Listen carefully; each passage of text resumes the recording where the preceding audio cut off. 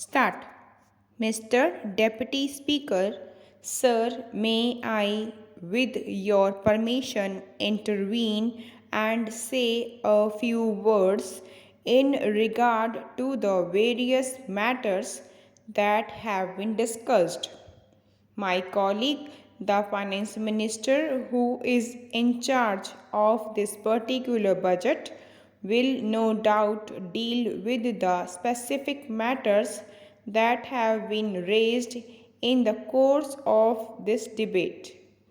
I need hardly remind the House of the fact that although this budget is the individual responsibility of the Finance Minister, it is also the responsibility of the entire government, and as Prime Minister, I am entirely responsible for it as well as any other member of the government.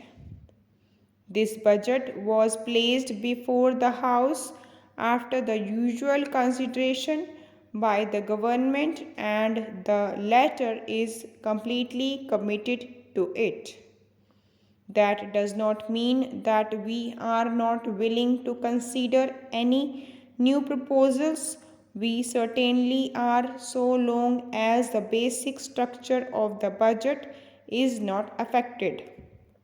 My friend, the Honorable Professor Shah, pointed out various difficulties in the way of a debate here and in the way of consideration of the budget proposals. He pointed out how little could be done in the allotted time. I am in complete agreement with him in this matter. If there are any practical proposals which would enable us to give more time for the consideration of these problems, either formally or informally, I am quite sure that the Finance Minister will gladly consider them.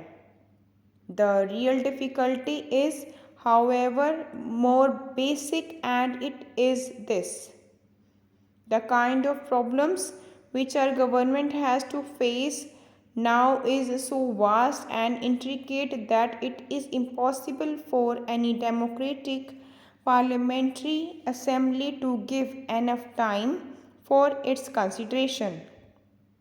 It is just a question of time. This is not a new difficulty. I remember that long debates on this subject took place in a country like the United Kingdom, where they found that they could not get along with what is really the 19th century procedure in this 20th century of continuous crisis, social problems, and international problems.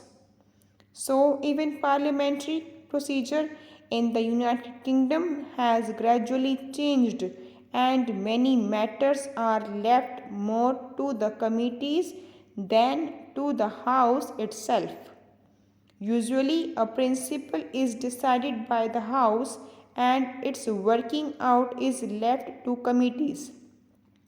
The House cannot find time to consider everything. That is a difficulty inherent in the situation. Thank you.